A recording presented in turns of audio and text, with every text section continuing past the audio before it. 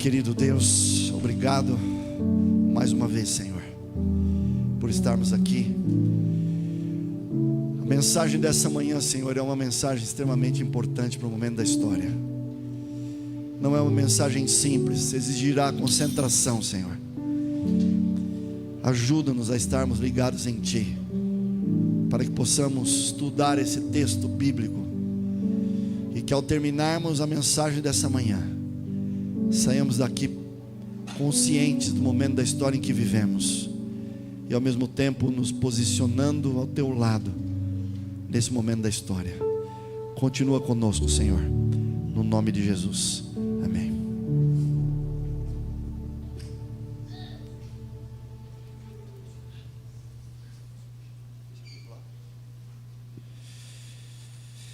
Que vocês têm a projeção aí, por gentileza.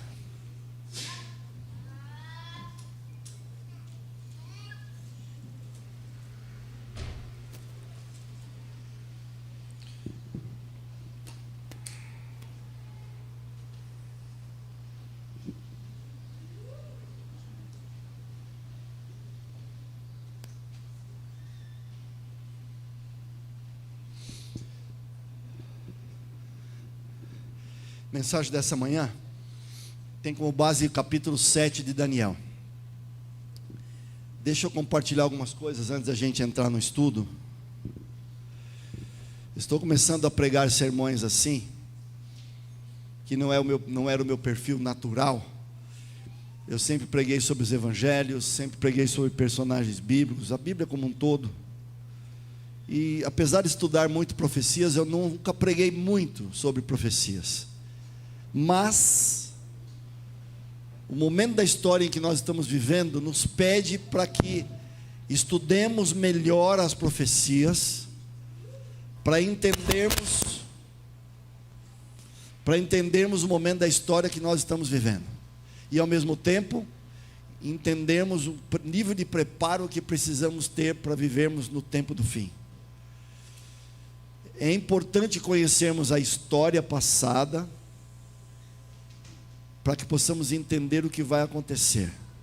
O sermão de hoje envolve coisas que aconteceram e coisas que irão acontecer, mas eu preciso partir do passado para mostrar para vocês profecias que foram cumpridas, que estão sendo cumpridas e que irão ser cumpridas, para que a gente tenha uma base formada na mente. Por que que Deus deu profecias? Primeiro, porque Deus não prevê o futuro, Deus revela o futuro. Deus, Ele tem na sua onisciência, Ele tem uma característica que a gente chama de presciência. Deus sabe antes algumas coisas, aliás, todas as coisas. Mas em termos de profecias, quando elas são cumpridas, nós entendemos e confiamos em um Deus que nos revela o futuro, e Ele cumpre o que Ele revelou. Mas ao mesmo tempo, nós precisamos estudar as profecias para entendermos o que vai acontecer e, consequentemente, nos prepararmos para o que vai acontecer. Alguns dizem assim: não, pastor, não preciso estudar profecia.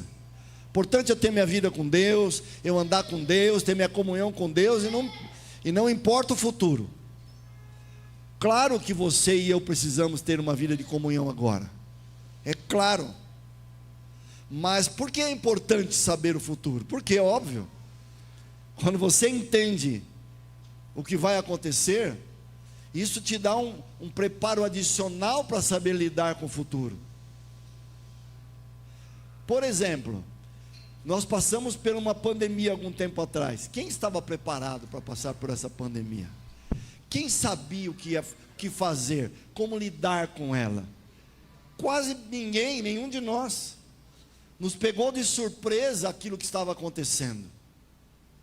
Ninguém sabia se comprava coisas, estocava, ninguém sabia o que fazer direito. Mas se eu sei o que vai acontecer, isso me dá uma oportunidade de um preparo adicional para lidar com isso. Vamos estudar então. Daniel é um livro que tem 12 capítulos, os 6 primeiros são históricos, apesar do capítulo 2 ser também profético, ele tem um cunho histórico, e do capítulo 7 ao capítulo 12, são capítulos extremamente proféticos. Deus deu um sonho para Nabucodonosor, eu já preguei isso aqui, sobre aquela estátua, vocês se lembram, onde a cabeça de ouro significava a Babilônia. Nabucodonosor teve um sonho, sonhou com uma estátua, que ela tinha uma estrutura, aquela estátua que está no canto esquerdo aqui. Esse foi o sonho de Nabucodonosor, e Daniel revela o sonho e a interpretação. E como vocês, só estou relembrando agora, Nabucodonosor recebe de Daniel um sonho, e Daniel diz para ele o que significava essa estátua. E Daniel falou assim: Nabucodonosor, essa estátua foi uma forma de Deus revelar para você o futuro. A cabeça de ouro simboliza a sua nação, Nabucodonosor, a Babilônia, o seu reinado. Mas ele vai passar, e os braços e peitos de prata simbolizam os medo-persas, mas eles vão passar.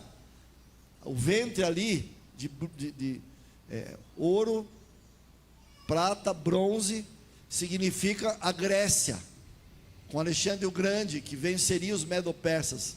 As pernas de ferro simbolizariam Roma, Roma imperial. Os pés, que são em parte de ferro e barro, simbolizam a queda do Império Romano. E os 10 dedos significam as 10, e eu vou falar isso no sermão hoje, vou relembrar, as 10 divisões do Império, que formam a Europa que nós temos. E no fim viriam uma pedras do céu, bateria na estátua e a destruiria. E Daniel diz: esse é o reino de Deus que virá e que dominará tudo. Então o Nabucodonosor já tem um sonho que mostra que na época dele estava na cabeça de ouro. Na nossa época nós já estamos nos pés. Esses impérios já passaram, eles já aconteceram. E agora Daniel tem um sonho no capítulo 7, agora é Daniel que sonha, e ele sonha com animais. E eu quero lembrar a vocês que para nós os animais que eu vou citar aqui, podem ser estranhos, mas para a cultura de Daniel não era. E Deus deu para ele esses símbolos, que reforçarão a profecia do capítulo 2, mas Daniel terá um complemento no final da sua visão. Os 3 primeiros animais corresponderão aos 3 primeiros reinos da estátua. O 4º animal corresponderá às pernas de ferro Roma. Mas a partir daí, esse animal terá 10 chifres, e aí eu vou explicar algumas coisas adicionais que Daniel recebeu de Deus, então, que são mais detalhadas do que o sonho de Nabucodonosor, ok? São símbolos que Deus deu, sonhos com símbolos que são explicáveis pela Bíblia, para que nós entendamos o que aconteceu, exatamente o que aconteceu, e nós vamos entender, nesse último poder que eu vou falar agora pela manhã, que ele irá surgir de novo, no meu próximo sermão, onde vamos falar de Apocalipse 13, de uma forma até mais detalhada. Talvez cite alguma coisa hoje. Vamos lá? Primeira coisa, Daniel teve um sonho. O seu sonho tinha, primeiro, à esquerda, Daniel sonha com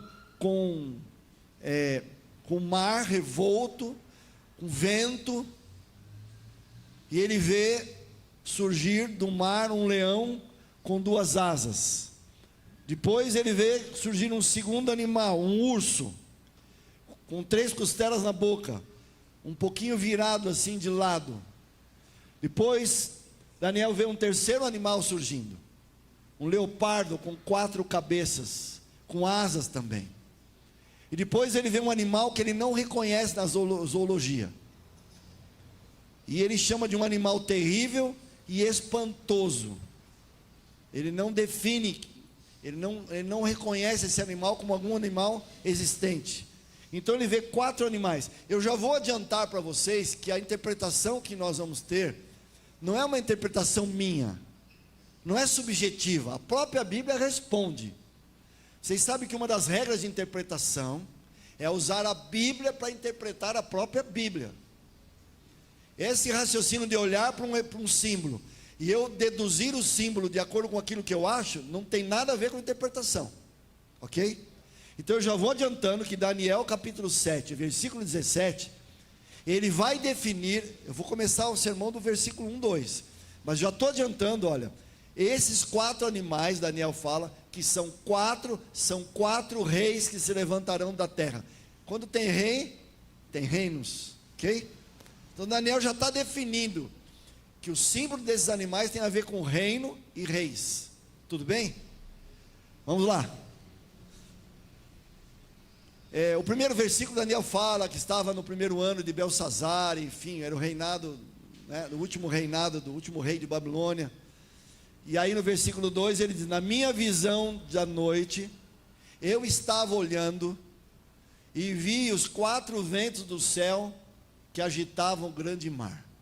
Primeiro, símbolo, 4 ventos. O que são 4 ventos? Agitavam o mar grande, tem um símbolo aqui. 4 animais grandes, diferentes uns dos outros, subiam do mar, ok? Estou mostrando o texto agora daquilo que eu disse. Se você pegar esses 3 textos,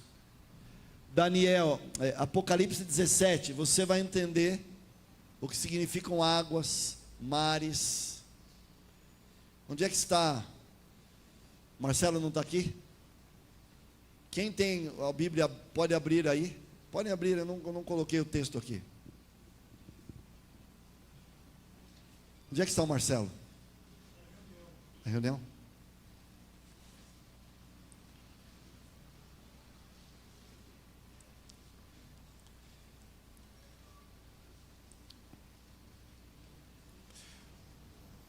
Kátia, se eles puderem.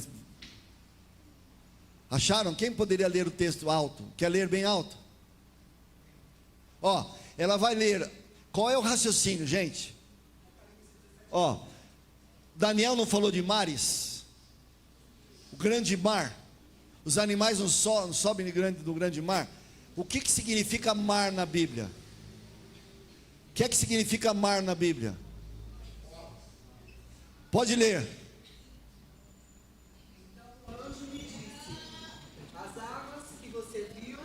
Onde está sentada a prostituta são povos, multidões, nações e línguas. Ok, está vendo?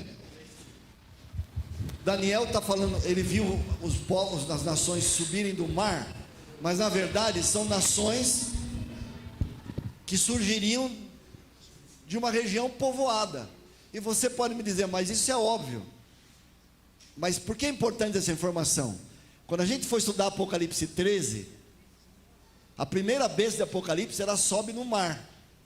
Mas a segunda besta do Apocalipse 13, ela sobe da terra. E se mar é um lugar que tem povos, nações, pessoas, quando sobe da terra é um lugar que não tem gente habitada ali, no sentido de população grande.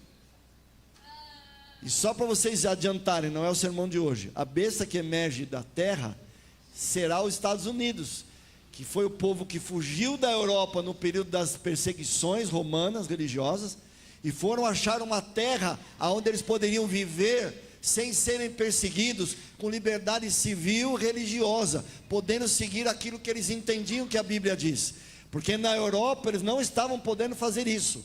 A igreja romana religiosa estava impondo as suas tradições, os seus conceitos, e as pessoas não podiam ter liberdade de seguir, elas morriam se assim fizessem. Então, não sei se vocês se lembram, em Apocalipse 12, há um simbolismo que a mulher, que simboliza a igreja, ela foge para o deserto para encontrar proteção, e esse deserto, ali simboliza os Estados Unidos, uma população que começou num lugar que não era habitada, como a Europa é, ok? Então, Daniel então vê que essas nações surgem, são nações que já surgiriam no meio dos povos, naturalmente. Jeremias capítulo 49, eu vou citar para ganhar tempo, fala que os ventos estão ligados a contendas, a guerras, a batalhas.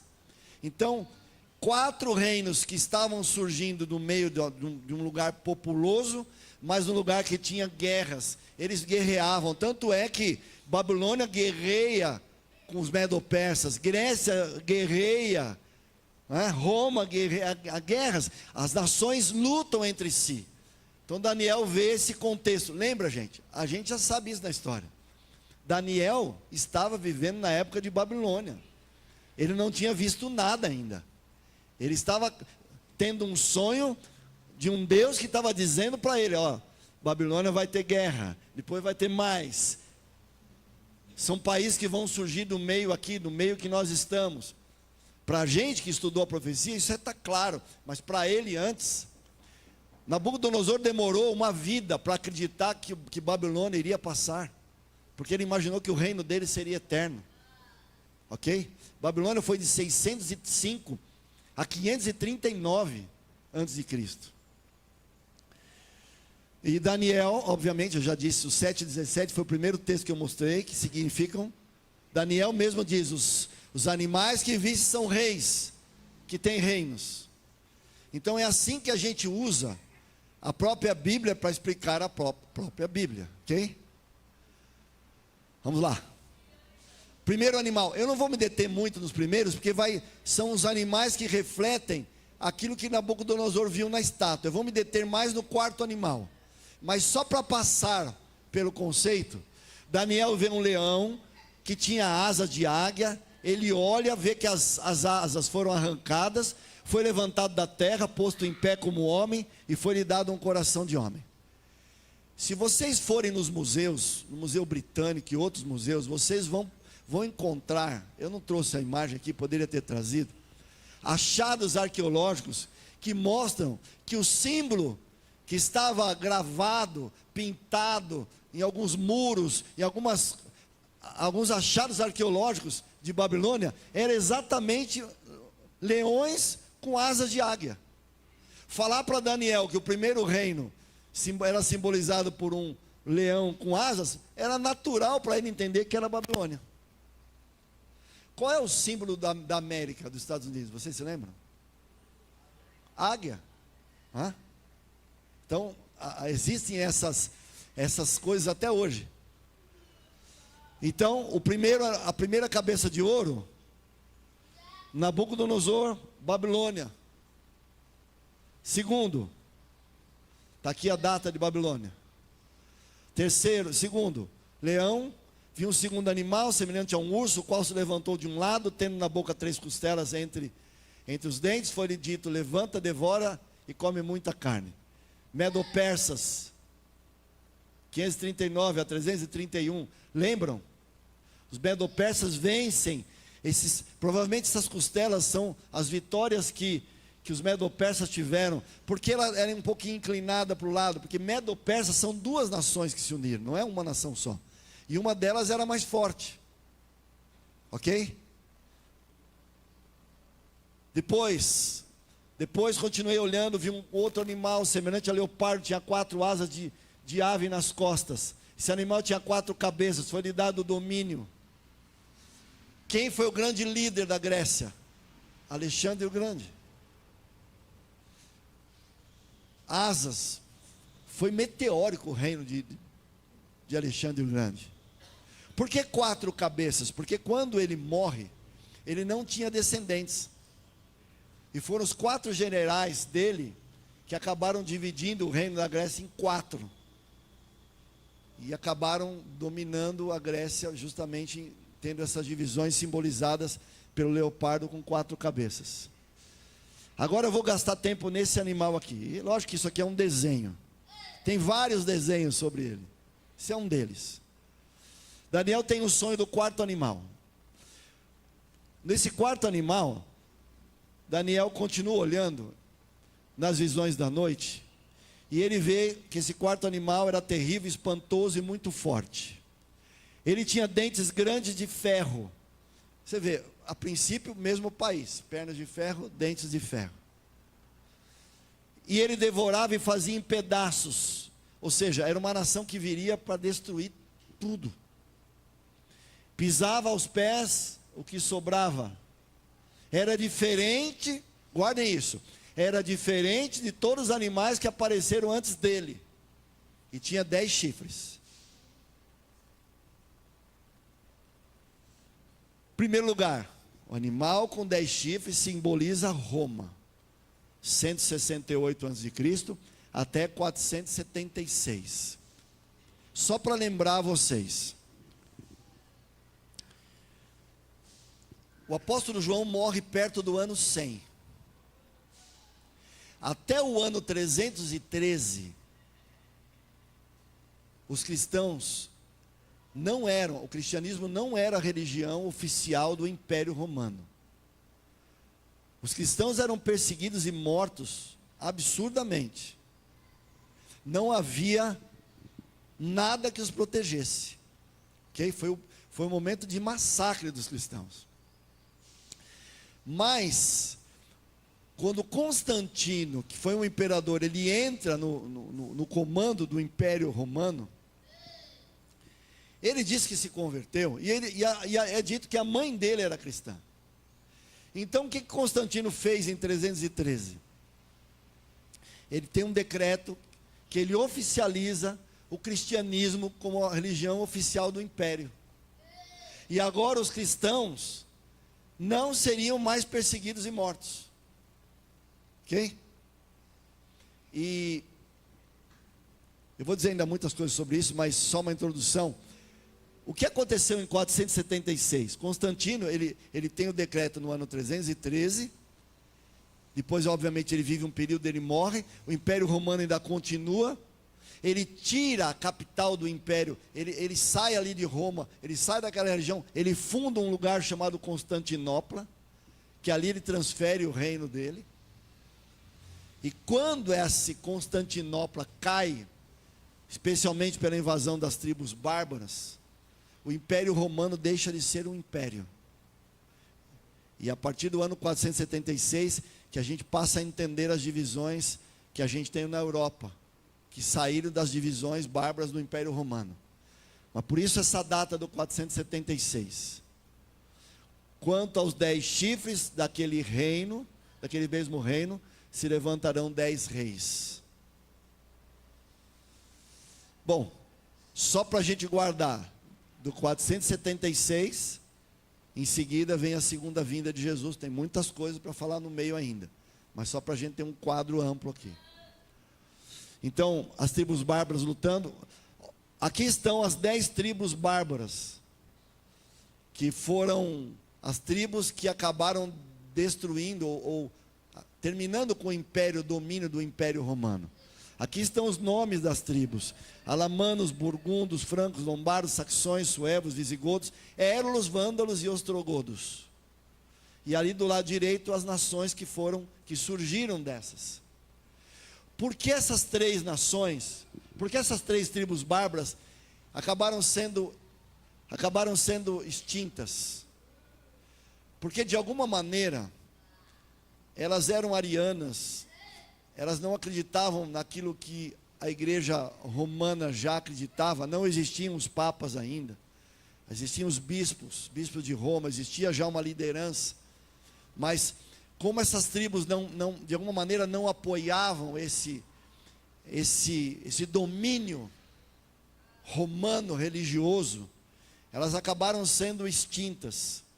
E para vocês terem uma ideia, eu vou adiantar um detalhe aqui, depois a gente revisa.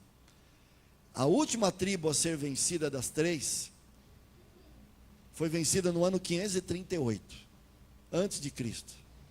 Exatamente no início, Leandro, da profecia dos 1260 anos de domínio religioso papal, aonde termina no ano 1798. Eu vou dizer por quê, ok? Mas a Bíblia e a história sendo estudada juntos é imbatível, não é subjetivo. A história vai comprovando aquilo que a Bíblia mostrou. Aqui estão os países da Europa que surgiram em resultado disso. Agora vamos entrar mais fundo na mensagem. Daniel continuou olhando, observando. E eu já adiantei e vou mostrar pela Bíblia agora.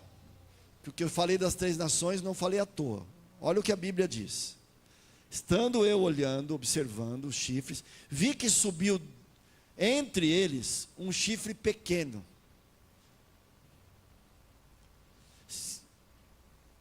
Os 3 primeiros chifres foram arrancados diante deles, estão vendo? Daniel viu 600 anos antes. Eu falei 538 antes de Cristo, 538 depois de Cristo. Não sei se eu falei antes. Aqui é antes de Cristo. A queda de Constantinopla é 476 depois de Cristo. E Roma religiosa começa o seu domínio em 538 depois de Cristo, até 1798 depois de Cristo. Ou seja, Daniel está vendo o surgimento desse poder. Se ele teve esse sonho perto do ano 500 e pouco, antes de Cristo, e o domínio religioso romano é 538 depois, são quase 1000 anos. Daniel tem a visão antes. Entenderam? Brown, é isso? Nesse chifre havia olhos como olhos de homem, uma boca que falava com vanglória ou blasfêmia. Daniel já começa a mostrar que esse poder, ele não era só um poder normal de uma nação. Era um poder que era político, mas ele era religioso também. Ok? O qual era diferente dos primeiros, abaterá os 3 reis, como a gente já viu.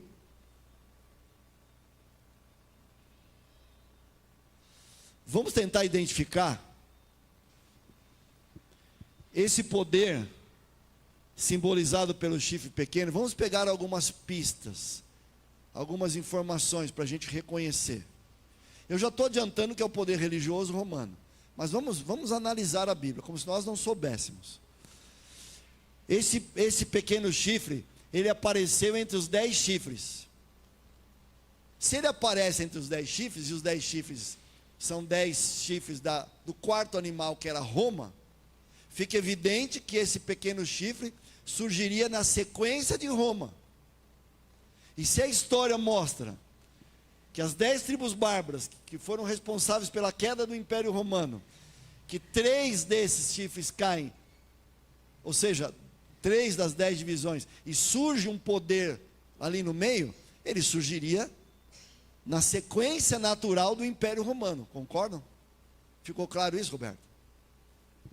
As 10 divisões, estamos falando de Roma, 3 das 10 tribos caem, surge um poder ali no meio, político religioso, que surge na sequência, ele surgiria na sequência da queda de Constantinopla, em algum momento. Porque se o império acaba em 476, tinha que surgir depois. Tudo bem? Apareceu depois dos 10 chifres, depois da queda de Roma, como eu acabei de dizer. Terceiro, diferente dos 10 chifres, não só um poder político, religioso, estou reforçando. Destruiu 3 reinos, capacidade de fazer guerra, já citei. Olhos como de homem, símbolo de sabedoria ou inteligência. O que é olhos como de homem? Tem a ver com o ser humano, sabedoria, centralidade em alguém, não era uma nação simplesmente, mas teria um líder visível, alguém que ditaria as regras, que comandaria essa nação de forma política e religiosa. Não só política, não só como Nabucodonosor, como Ciro, como Alexandre o Grande, mas alguém que tivesse um poder de unir a política com a religião. Trouxe alguns textos de alguns livros. Das ruínas do Império Romano surgiu gradualmente uma nova ordem de estados cujo ponto central era a Sé Papal. Daí resultou inevitavelmente uma posição não só nova, mas muito diferente da anterior. Olha o que Daniel 7 fala desse poder. Algumas coisas, eu separei 4 coisas que eles irão fazer nesse capítulo. Primeira coisa, para a gente entender, olha, lembra, Daniel sonha antes. Nós já estamos tendo o privilégio de olharmos para trás na história, para entendermos se aquilo que Daniel falou, inspirado por Deus, se cumpriu. E se a gente identificar esse poder que já estou adiantando quem é, por que isso é importante? Para entender como ele atuou, o que ele fez, o que ele combateu, que assuntos da Bíblia ele foi contra, porque esse poder vai voltar em Apocalipse 13. E vai ser o poder que vai estar no final da história, como a gente já está vendo na história. Então eu preciso entender essa profecia, entender todos os detalhes, para entender o que vai acontecer na profecia que ainda não se cumpriu na plenitude, em Apocalipse 13, ok? Está claro isso, Leandro? Estou sendo claro, Beto? Ok. Uma das coisas que esse poder faria, porque já fez, e fará de novo, proferirá palavras contra o Altíssimo, contra Deus. Como é que a gente pensa que proferir palavras contra Deus, Brown, é ficar xingando a Deus. Proferir palavras contra o Altíssimo não é ficar xingando a Deus, é ensinar doutrinas que são contrários a Deus. O proferir palavras contra o Altíssimo é isso. Não é o tema de hoje, mas Daniel 8 fala que esse poder jogaria a verdade por terra. Só uma pausa aqui, gente. Olha aqui para mim um pouquinho. A base do conflito entre Satanás, os anjos, e Deus e os seus anjos, Espírito Santo, Jesus e os seus anjos. A base do conflito. Escutem bem isso, que isso vai ajudar demais vocês lerem a Bíblia. Olhem para cá um pouquinho. Não, se concentrem. Pede para se concentrar, fala o que eu pedi. Se concentrem. Se concentrem. A base do isso é vital para o fim e para entender. A base do conflito entre o bem e o mal está ligado à adoração. E quem eu adoro? E adoração não é ficar levantando a mão simplesmente, glória, aleluia. Adoração tem a ver com o meu estilo de vida, no sentido de que princípios, que verdades que eu sigo. Eu adoro a Deus baseado naquilo que eu acredito, biblicamente falando, e naquilo que eu vivo. Vou pegar um texto para provar isso. Mateus capítulo 15, Jesus fala assim, para os escribas e fariseus, que estavam colocando a tradição acima da Bíblia. Ele fala assim: em vão me adoram, seguindo mandamentos de homens. Jesus está dizendo que adorar a Ele exige verdade. Adoração está ligado à verdade. Se eu sou sincero, mas eu estou seguindo algo que não é verdade, não é bíblico, eu estou adorando a Deus em vão. Jesus está dizendo isso. O que é adorar em vão? Adorar à toa. Estou perdendo tempo, não estou fazendo nada. Claro que Deus leva em consideração o tempo como diz Atos, quando as pessoas ignoram. Mas mesmo eu estando ignorando a verdade, eu não vou estar adorando a Deus como tem que ser adorado. Não tem adoração sem verdade. Qual foi o problema no céu com Lúcifer, com Satanás e Deus?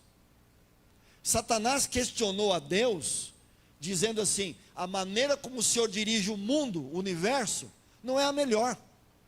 Eu sei como deveria ser a melhor maneira de dirigir o universo. E uma das coisas que Satanás questiona a Deus, ele diz assim: nós somos anjos superiores, nós não precisamos das suas leis, nós naturalmente já somos bons. Então quando Satanás ele toma a decisão de ter um reino dele, não era simplesmente assim: pessoal, anjos, quem vai ficar do meu lado? Quem vai ficar do lado de Deus? Se você é um anjo, está numa cena dessa, qual é a pergunta que você faria para Lúcifer? Lúcifer, eu já sei o que Deus quer de mim. Eu já sei como Deus conduz o universo. Eu conheço as leis de Deus. O teu reino vai ter como vai ser o seu reino? Vai estar baseado no quê? Quais são os seus princípios? Os seus valores? Se Satanás falasse assim: não, é tudo igual a Deus, só que eu quero ser Deus. Todo mundo ia dizer: para que eu vou largar de Deus para ficar do teu lado? Se você vai fazer a mesma coisa. E você é um ser criado e ali é o Deus. Então o que ele tinha que propor? Caminhos, ensinamentos, leis diferentes de Deus. Olha para o mundo hoje. Tem 3 caminhos. Ou você mata ou não mata, rouba ou não rouba, mente ou não mente. A Bíblia mostra que tem 2 caminhos. Um é de Deus e o outro não é de Deus. Ponto. A gente pode ter 35 mil religiões cristãs, mas são dois caminhos, um verdadeiro e 34.999 errados. Entenderam isso? Exato. Então, nós temos que entender que o inimigo vai lutar para jogar as verdades de Deus por terra, fora. Porque se ele conseguir convencer as pessoas que os ensinamentos dele, usando poderes da terra, porque ele usa entidades da terra, ele usa nações, vai usar poderes religiosos, para poder tentar tirar do ser humano a visão do que é a verdade. Porque se ele tirar, as pessoas vão adorar Deus em vão. Ficou claro? Ficou claro? Então, Daniel está dizendo assim, ó, esse poder proferirá palavras contra Deus. Além disso, ele vai perseguir e destruir os santos do Altíssimo. Sabe que santos somos, a palavra santo não é santo é santo no sentido de sermos separados para um propósito. Ok? Então os cristãos que se separavam para um propósito de viverem com Deus, eram santos. Santos do Altíssimo, santos de Deus. E ele cuidará em mudar os tempos e a lei. Estão vendo? Ele vai combater a palavra de Deus, ele vai combater os santos, os filhos de Deus, porque ele não quer que a palavra de Deus seja ensinada, ele não quer que os santos de Deus sejam fiéis, porque ele odeia Deus, ele odeia os filhos de Deus, é claro. Pedro diz, Satanás anda ao derredor, bramando como um leão, querendo destruir. Isso é bíblico. Eles serão, agora um quarto elemento. Daniel está dizendo que eles vão ser entregues, os santos vão ser entregues, no sentido assim, o domínio romano religioso será, que período? Tempo, tempos e metade de um tempo. Existem três tipos de falas para definir esse período de 1260 anos. Um é esse, tempo, tempos e metade de um tempo. O outro, 1260 dias. E o outro, 42 meses. Todos esses três, essa chave, está ligada ao período de 1260 dias, que em profecia significa um dia é um ano. 2 textos provam isso. E quando a gente vê a profecia, ela é cumprida exata. Simbolizam 1260 anos. É como se fosse um ano, um ano, 2 anos, mais metade de um ano, 3 anos e meio. Tem vários textos que mostram que isso é 1260 dias, viram 1260 anos. Vamos lá. E cuidará em mudar os tempos e a lei, já disse isso. Primeiro, olha que interessante. Olha a frase dos apóstolos, Paulo, quando eles estavam para morrer: olhai por vós e por todo o rebanho, sobre o qual o Espírito Santo vos constituiu bispos, para apacentares as igrejas de Deus. Ele comprou com seu próprio sangue. Sei depois da minha partida, quando os apóstolos morreriam, entrarão no meio de vós lobos cruéis, que não pouparão o rebanho. E que dentre vós mesmos, guardem esse raciocínio, dentro de vocês mesmos cristãos, se levantarão homens que falarão coisas perversas para atrair os discípulos após si. Isso é uma profecia já no livro de Atos. O que aconteceu? Vamos ver. No intervalo entre os dias dos apóstolos e a conversão de Constantino, entraram muitos ritos, cerimônias, doutrinas que progressivamente começaram a ter algumas mudanças. Nem Paulo nem Pedro tinham ouvido falar, e insinuaram-se silenciosamente no uso, depois reclamaram posições. Eles foram mudando, eles foram dizendo que eles eram de Deus, foram se fortalecendo, e esses bispos que inicialmente anciãos, que eram de Deus, começaram a mudar a palavra de Deus, e o bispo que mais se destacou na história foi o bispo de Roma, Onde nós temos hoje a igreja romana, a sede, foi o que mais se destacou. Haviam 3 bispos fortes no mesmo período, mas por que o de Roma se destacou? Porque quando Constantino ele muda para Constantinopla, quem fica no lugar dele ali fica esse bispo de Roma. E começaram a haver alguns conflitos. E o bispo de Roma, pedindo o apoio de alguns exércitos de países, ele acaba vencendo algumas situações, e ele começa a ter um cunho progressivo de ser um líder político e religioso ao mesmo tempo. Foi algo gradativo, não foi alguém que sentou e falou: a partir de hoje você é um líder político e religioso. Os acontecimentos foram levando a essa condição, entendem? Então as 4 ações que eu já disse, esse poder surgiria dos 10 chifres, arrancaria 3, ele fala blasfêmia contra Deus, ele persegue os santos por um período, ele muda os tempos e a lei. Só um resumo. Eu queria comparar, isso aqui, por que esse desenho está aqui? Porque 300 anos antes de Cristo, Aristóteles diz que as aranhas tinham 6 patas. Por incrível que pareça, demorou dos 2000 anos para alguém que examinou a aranha e descobriu que tinha 8. Parece uma coisa boba, mas incrivelmente por 2000 anos acharam que todas as aranhas tinham 6. Por que eu estou dizendo isso? Porque a gente segue coisas, se acostuma e acha que estão certas. Então eu quero comparar com vocês os 10 mandamentos. O da esquerda, os 10 mandamentos de forma resumida, não estão todos detalhados, da esquerda. E os da direita, os 10 mandamentos ligados à igreja romana religiosa. Já fizeram isso alguma vez na vida? Alguém que está aqui nunca tinha visto isso? Quem nunca viu? Vários, não é? Ok. Primeiro mandamento da Bíblia: não terás outros deuses diante de mim. Primeiro mandamento do romano, catecismo: amar a Deus sobre todas as coisas. Tudo bem, ainda já mudou, mas ainda. Não farás para ti imagem de escultura, não as adorarás. Esse mandamento é retirado da igreja romana. É retirado. Eles dizem que já está no primeiro, mas tiraram justamente porque isso existe. E não adianta dizer veneração de imagens, veneração, adoração. Quando eu oro para alguém, quando eu faço um culto, falando o nome de um santo, eu estou fazendo exatamente o que eu faço com Deus. Tem a ver com adoração. Terceiro, não tomarás o nome do Senhor teu Deus em vão.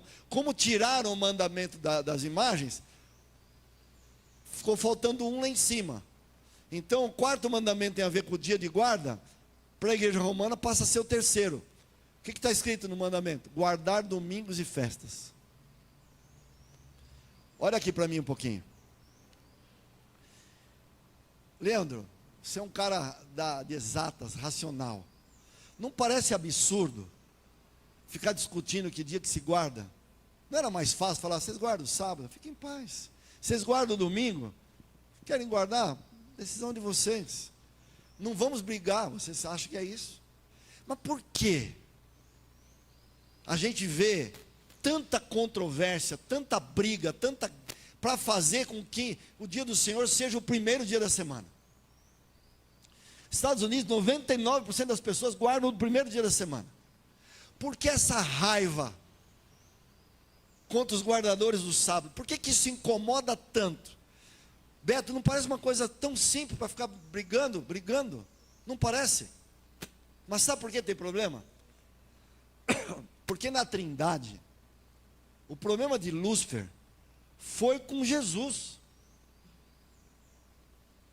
Foi com Deus como um todo. Mas ele foi com Jesus. Por quê? Porque até a criação do planeta Terra, conforme de Jó 38, o livro de Jó, todos os filhos de Deus rejubilavam, havia paz no universo. Mas quando Deus foi criar o planeta Terra, só a Trindade criaria. E Jesus foi chamado pelo Pai, junto com o Espírito Santo, para criar o planeta Terra. E Lúcifer não foi chamado, porque ele era um ser criado. Por que ele se incomodou? Porque Jesus é o ser, uma das funções de Jesus, apesar dos três terem o mesmo nível de hierarquia, uma das funções de Jesus, Jesus é o Criador. É Ele que falou em Gênesis assim, ó, haja luz e houve luz. Foi Ele que falou. Ele é o instrumento da Trindade para que haja criação. Evangelho de João capítulo 1, todas as coisas foram feitas por Ele, por intermédio dEle, por Cristo. Primeiro Colossenses capítulo 1, por meio dEle, por Ele, todas as coisas vieram. Jesus é o verbo, ele que faz ação. Então, e ao mesmo tempo que Ele é o Criador, Ele era o líder dos anjos. Ele convivia tanto com Satanás, que quando Jesus foi chamado para participar da criação da terra, ele pensou, por que Jesus é diferente de mim? Eu sou igual a Ele. Querem ver um paralelo fácil para entender isso? Quando Jesus estava aqui na terra,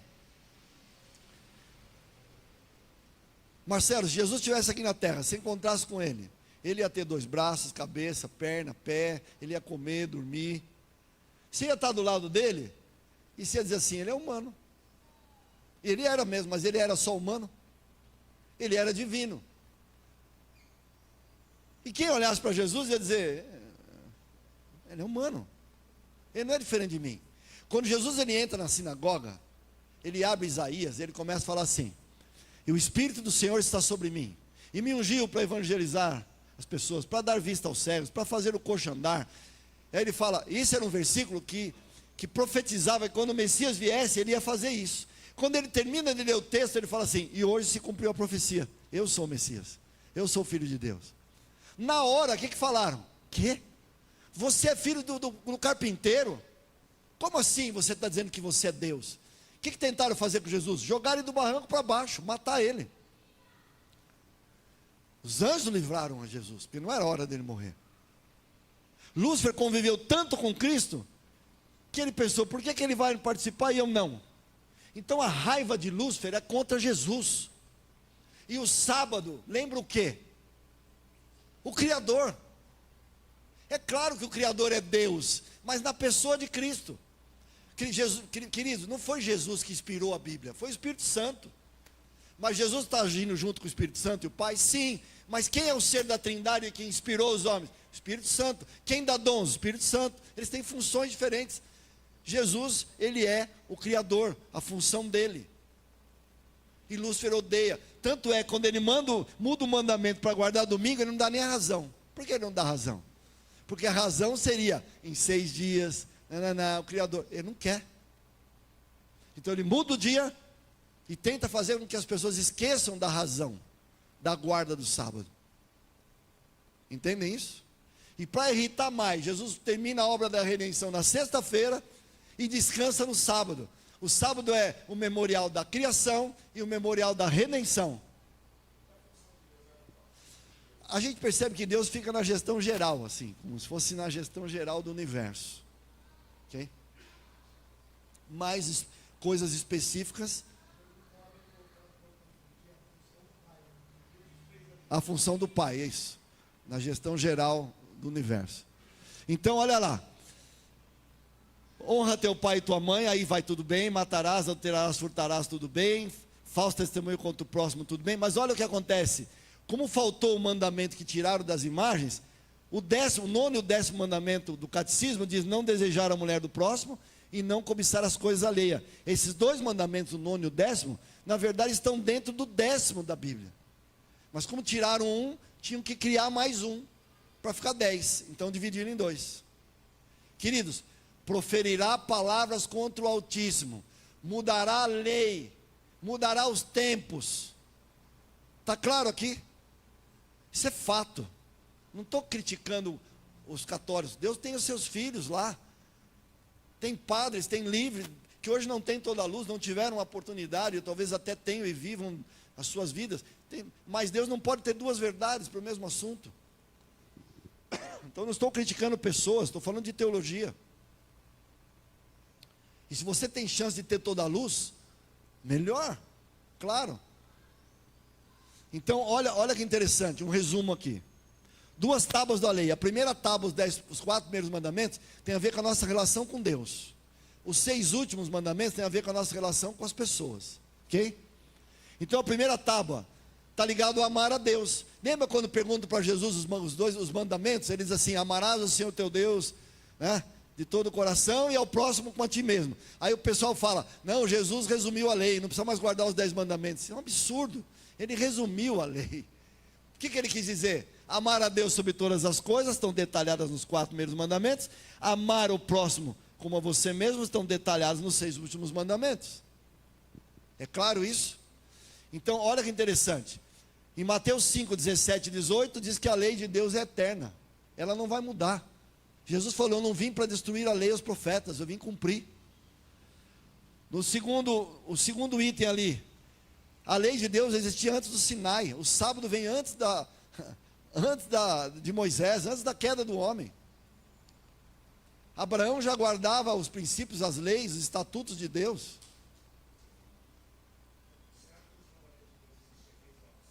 Claro, adaptado à realidade de lá, mas já existiam. Satanás questionou a lei de Deus no céu. Não, a lei de Deus era única, então o povo de Deus era único. Mas Deus tinha uma placa única, que era a igreja do céu. Terceiro, a lei de Deus é imutável, Deus não muda, é o mesmo ontem, hoje, amanhã. Quarto, dividido em 2 partes. Quinto, escrita pelo dedo de Deus. Esse é o único trecho da Bíblia que Deus escreveu com as mãos dele. O resto os homens foram inspirados, as suas ideias foram inspiradas. Item 6, a lei de Deus é santa, justa e boa. Paulo diz isso. 7, Jesus e os apóstolos guardaram a lei. Jesus estava sendo sepultado e as mulheres que vieram com ele da Galileia descansaram segundo manda o mandamento, diz Lucas 23. E no primeiro dia da semana vieram no sepulcro, descansaram no sábado conforme manda o mandamento. Jesus ia na sinagoga aos sábados, Paulo guardou os sábados. João fala que está na ilha de Patmos no dia do Senhor. O dia do Senhor é o domingo. Queridos, o mandamento diz 7º dia do Senhor. Aí João está na ilha de Patmos no dia do Senhor. Não, é o domingo. O mandamento está dizendo que o sábado é o dia do Senhor. E as pessoas têm coragem de dizer que o dia do Senhor na ilha de Patmos era o domingo. Se a terminologia é a mesma. Mudará o tempo e a lei. Só uma coisa antes. Olha o nosso horário.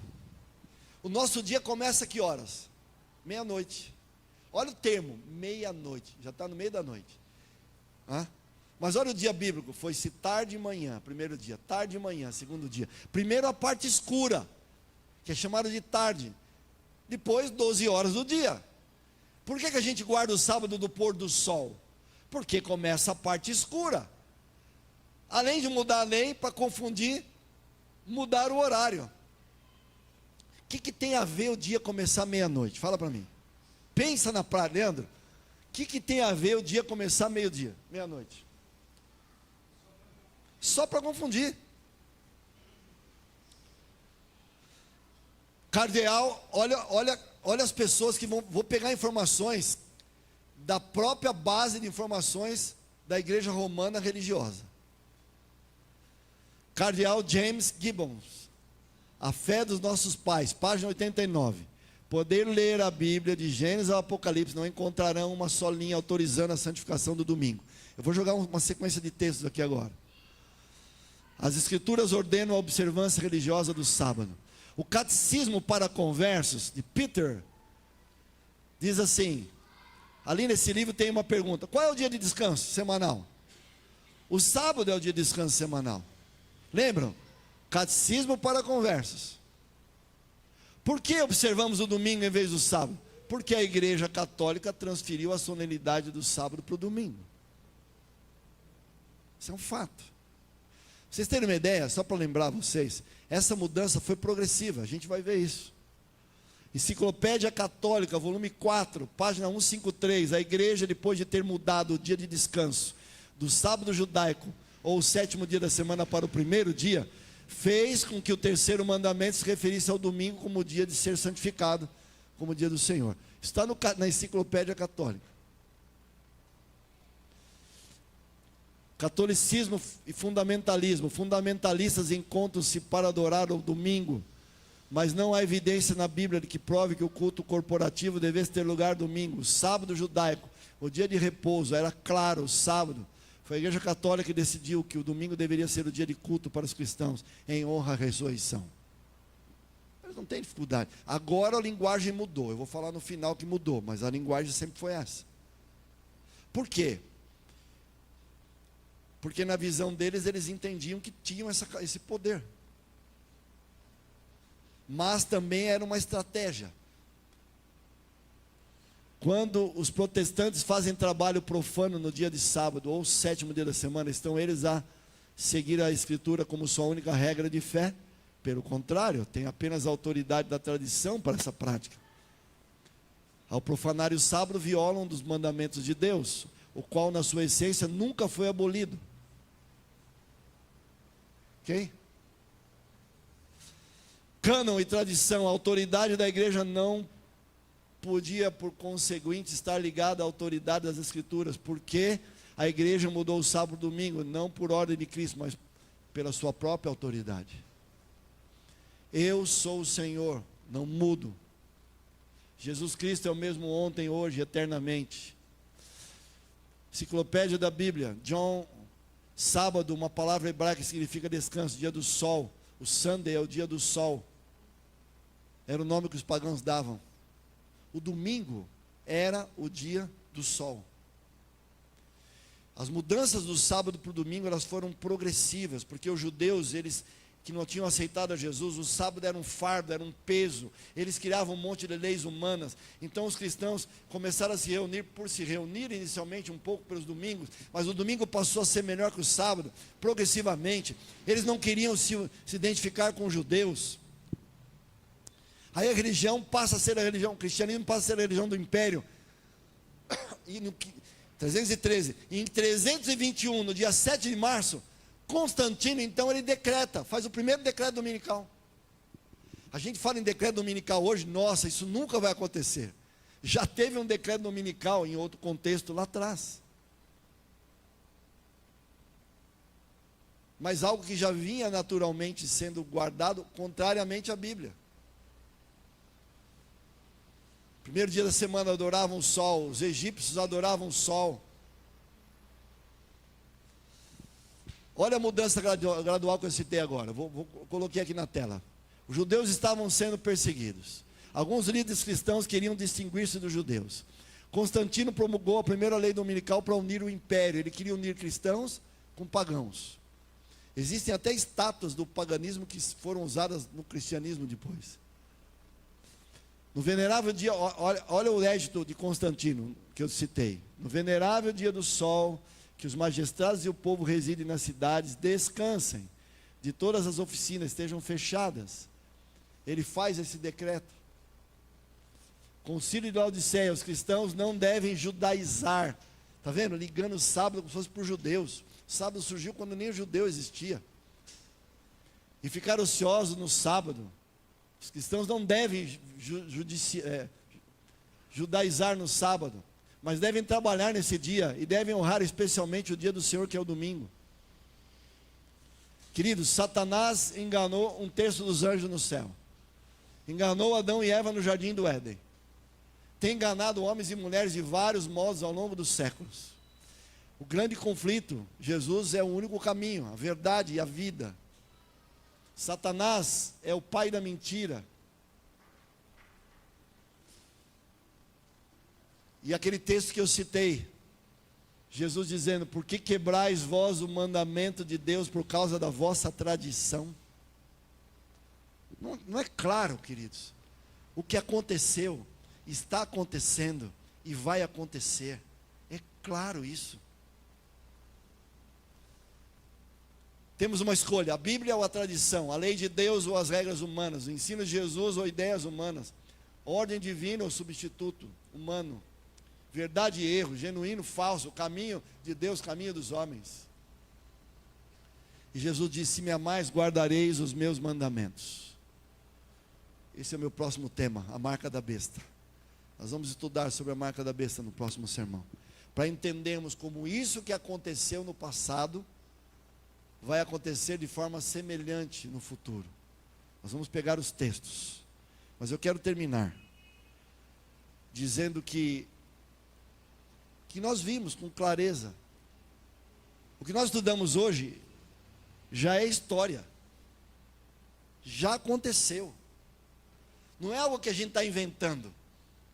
Essa comparação dos mandamentos é algo real. Tudo que a gente está falando aqui já é histórico. Só que agora, por que perder tempo estudando isso? Entre aspas, perder tempo, mas é investir tempo. Porque se isso vai acontecer de novo no fim, como já está no caminho de acontecer, eu preciso saber, para me posicionar, para não ser enganado. E mais do que nunca, essa é a hora de eu me consagrar. Por que eu falei de batismo hoje? Porque agora é a hora final. E se você já é batizado, se santificar, pregar o Evangelho, viver o Evangelho. Esse é o nosso momento agora. É uma mensagem pesada, uma mensagem, né, trabalhosa para se falar. Mas se a gente não falar, alguns de vocês talvez nunca tivessem ouvido. Talvez nunca pensariam que é como é. Porque às vezes a gente ouve e fala, não, isso é tudo invenção, isso é crítica, não, isso é exagero, não, isso nunca vai acontecer. Você acha que vão se preocupar com isso? A história diz que sim. E João, você sabe que o livro de Daniel e Apocalipse tem que ser estudado juntos. Quando João tem a visão que esse poder vai voltar, ele chama isso de imagem da besta, besta como animal. Em Apocalipse 3 tem duas bestas, porque besta tem a ver com animal, tem a ver com os poderes de Daniel. Quando João vai falar isso, João já está falando isso num contexto do fim agora, que ainda está se cumprindo. É fundamental que eu entenda o passado para saber entender melhor o futuro. Vamos orar, vamos terminar. Alguma pergunta, alguma questão? Ficou claro? Vai lá, Abraão. Pode vir, se quiser.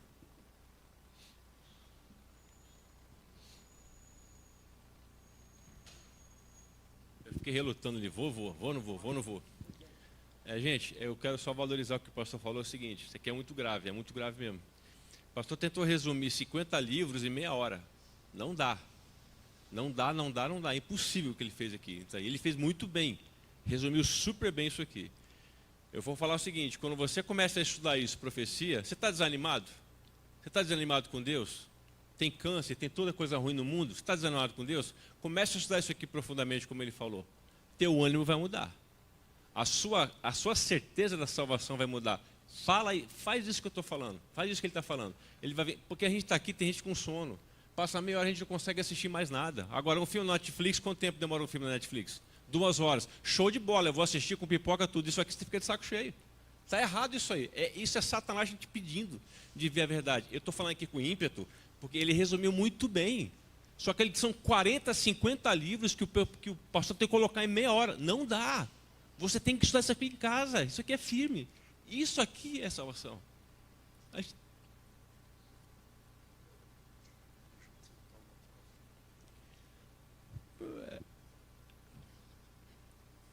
Eu fico emocionado. Não devia, né? Que saco. Eu trabalho no fórum. Já discuti com... Faz 2 anos que eu estou no fórum. Já discuti com um testemunho de Jeová, ateu praticante, que hoje está com Exu, né? Com um monte de gente. Com gente que é evangélico, mas nem é, só fala que é, católico, espírito, tudo é. E hoje tem um certo respeito. Por quê? Porque eu nunca arredei o pé. A verdade é essa aqui. Kirk, esse cara que morreu agora, o Kirk, vocês viram na televisão que levou o tiro? O que ele fazia? Eles nas faculdades ensinar o quê? 2, 3 mil alunos que estão tendo a cabeça feita por uma desgraça de progressismo que está no mundo, que está destruindo jovens, que está destruindo a verdade. E ele falava o seguinte, vocês além de estar aqui estudantes, vocês são votantes. Vocês vão votar em presidentes dos Estados Unidos, que eu quero um país bom aqui. E nos 2 últimos meses, Kiko estava aguardando que dia? O sábado. E ele falou, eu não vou jogar isso aqui na minha igreja. Ele falou isso, eu não vou jogar isso na minha igreja. Acho que é presbiteriana, se não me engano. Mas ele falava o seguinte, eu estava precisando de descanso. E quando ele começou a ver a Bíblia, ele falou o seguinte, cara, é sábado. Não tem como fugir disso aqui. O pastor falou de tradição. Tradição nunca vai salvar ninguém. E a igreja, infelizmente, católica é cheia de tradição. Nunca vai salvar ninguém a tradição. Onde que está a verdade? Está na Bíblia. E Kirk estava guardando o quê? O sábado. E ele falou isso claramente, mas eu não vou impor para a minha igreja. Qual é a mensagem que ele passa? Qual é o dia correto? É o sábado. Isso é o sábado. Uma vez eu quis me convencer de que o sábado estava errado. Eu quis me convencer que o domingo era certo. Esses documentos que o pastor mostrou aqui, o católico, o padre que manja, ele vai falar o seguinte, sabe o que ele fala? Ele vai falar o seguinte, ó, o domingo é nosso. Pega um padre que manja, não é qualquer padre. Ele vai bater no peito e falar, o domingo é de quem? Ele fala, o domingo é nosso. A mudança do sábado e do domingo não tem nada a ver com protestante. Isso é o quê? Isso é católico. Isso sempre foi católico. Não, a gente não está falando mal das igrejas católicas. A Bíblia fala que os salvos estão onde? A igreja remanescente está em tudo que é lugar. A gente tem que ter amor. Quando eu discuto lá com as pessoas no tribunal, eu tenho amor pelo cara que está contra mim. Um dia você vai entender, mas eu tenho certeza que a salvação está aqui. Tudo que o pastor fez aqui é resumir 50 livros, não dá, vocês têm que estudar em casa. Não tem desculpa. Você tem Bíblia em casa, tem internet com 50 línguas. Eu acho que Deus não vai tomar por inocente. Se a gente tem um monte de livro em casa, um monte de celular, tudo, e não estuda, para mim Deus não vai tomar por inocente isso aí. É responsabilidade nossa. Está escrito aqui cristão, eu tenho que agir como cristão. Foi muito duro, hein? Amém. Só para terminar, que eu não falei aqui. Você lembra que no meu primeiro sermão de profecias eu falei do Jonathan Berry? Vocês sabem que é um projeto chamado Projeto 2025. Brown, você conhece o Projeto 2025? Foi escrito por especialistas em todas as áreas. O Jonathan Berry escreveu o trecho trabalhista. Esse trecho, esse bloco, vocês se lembram que eu disse? Qual é o projeto dele? Fazer com que as empresas não permitam, não convidem, não chamem mais os americanos para trabalharem, especialmente no domingo. Inicialmente, esse artigo diz que aqueles que guardam o sábado poderão guardar também. Mas 99% guardam os domingos. Então, qual é o objetivo dessa lei dele? Que entraria como lei pelo Estado, não por cima, porque ainda não é possível isso, mas chamado leis azuis, que entrarão. Essa lei permitirá com que o americano tenha o domingo livre, porque ele taxaria de forma muito alta as empresas, então as empresas seriam inibidas a trazerem os profissionais aos domingos, mas o objetivo está em vídeo, eu mostrei para vocês aqui. O Jonathan Berry diz que é para que os americanos guardem o domingo, que vão para suas igrejas, ok? Só que quando ele falou isso, ele não estava eleito. Faz um mês que ele foi eleito pelo Senado. E aí, eu pensei, ele disse que a primeira coisa que ele ia fazer era isso. Aí ele entrou, estava silêncio. Agora saiu um vídeo. O vídeo mostra os líderes sindicais americanos, especialmente de Chicago, onde nasceu o Leão XIV, tendo um encontro com o Papa. Quando Ellen White Brown falava que os sindicatos teriam um papel forte no domingo, eu nunca entendi. Eu falava, o que tem a ver? Nunca entendi. Só que aí, o Jonathan Berry, ele é um advogado trabalhista, ele é como se fosse um ministro do trabalho. Esses líderes sindicais vão ter uma reunião com o Leão XIV, foi agora, semana passada. E agora o Jonathan Berry, em uma semana, ele reúne padres junto com os líderes sindicais que tinham ido falar com o Papa Leão XIV. Para quê? O que vocês acham? Para justamente implantar as leis azuis, que é o primeiro passo do processo que vai ter a lei dominical religiosa.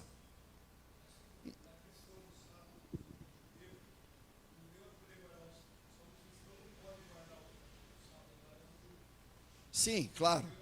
Inicialmente, nós vamos ter até a liberdade de guardar os dois. O problema é, que a gente vai estudar isso melhor depois. O problema é, eles vão entrar com as leis azuis, quem guarda o sábado ainda vai poder guardar o seu sábado do mesmo jeito. Só que onde está o raciocínio aí? Quando o Trump entrou no país, a frase dele, vamos fazer da América um país cristão de novo. Porque eles entenderam que os Estados Unidos está como está. A dívida interna dos Estados Unidos hoje é 37 trilhões de dólares. Eles entenderam, o Trump entendeu na visão dele, que o país está como está, porque eles deixaram de ser um país cristão. Então o foco, existe um departamento religioso dentro da Casa Branca agora, não existia antes, do jeito que está agora. Exato. Então eles agora, o nacionalismo cristão, esse raciocínio de fazer da América um país cristão, é bom a princípio. O problema é o que eles vão fazer e entendem que deve ser feito para o país ser cristão. E o que eles entendem é, dentro do que eles entendem, dentro dos itens, está ligado ao domingo, como dia de adoração. Então, o Jonathan Bell, ele já entra como um braço do Trump, para já dar os primeiros passos nessa direção. O Charles, que ele falou, que estava pregando, ele morre, só que agora, aonde está a sutileza, Brown? Você já deve ter visto isso. Leão 14 dizendo que o sábado é o dia do Senhor, que é o dia do memorial da criação, memorial da redenção. Ele chama o sábado de selo de Deus, só que agora o sábado virou um conceito, que eu posso guardar o sábado no período de tempo do domingo. Eu não estou guardando o domingo. Tem um sermão do Leão 14, que ele nem toca no assunto do domingo, ele só fala do sábado. Porque agora estão falando do sábado, todo mundo entende que está guardando o sábado, só que a sutileza é, mas você pode guardar o sábado no período de tempo do primeiro dia da semana, aonde Cristo ressuscitou. Exato, sábado falso. Então até esse raciocínio do guardar o domingo está mudando. Eles vão guardar o sábado, pega a base bíblica do sábado, entendem isso? Então isso já está acontecendo. Isso já está acontecendo. Olhem para mim aqui. Isso já é fato. O plano de ação das leis azuis já está para entrar. Isso é fato. Isso a gente está vendo. E o que mais, o que o Brau falou, o que mais a gente precisa ver? O que mais a gente precisa ouvir? A gente vai esperar chegar num ponto sem volta, quando a gente não tiver forças, quando já estiverem tendo pressões. E eu sei, e aí eu volto a dizer a minha opinião, os próximos 2 anos serão vitais para as mudanças que irão acontecer. Vitais para as mudanças que irão acontecer. E se nós não começarmos agora, queridos, nós não podemos ser arrogantes de acharmos que estamos prontos para tudo. Por isso que essa é a hora de a gente estudar, de a gente buscar, de a gente se consagrar, de passar pela reforma de saúde, de começar a ter uma vida com Deus como nunca antes. Vamos terminar? 1h10 já. Vamos orar? Senhor, obrigado por essa manhã. Obrigado pela tua palavra. Obrigado por nos mostrar, Senhor, as coisas que aconteceram, que acontecem, que irão acontecer. Senhor, não temos sentimentos ruins para com nenhuma pessoa, de nenhuma religião. Eu sei que o Senhor tem seus filhos em todos os lugares, mas eu sei que o Senhor só pode ter uma verdade. E a nossa fala de hoje não é uma fala de ódio, de brigas, mas uma fala de conscientização. Que aqueles que são do Senhor ouvirão a sua voz, virão para a sua palavra, e é isso que nós desejamos nessa manhã. Dirija a nossa vida, Senhor, dirija essa igreja, dirija o seu povo, e Senhor, ajuda-nos a estarmos prontos, para vivermos o Evangelho, para pregarmos o Evangelho, e prontos para a volta de Jesus. Temos ainda algumas coisas para falar, mas que o Senhor nos ilumine, a cada dia mais, e faça de nós homens e mulheres segundo o teu coração. Nós te agradecemos no nome de Jesus, amém. Queridos, cumprimente com carinho as pessoas que estão do teu lado, dê palavras de motivação, que Deus abençoe.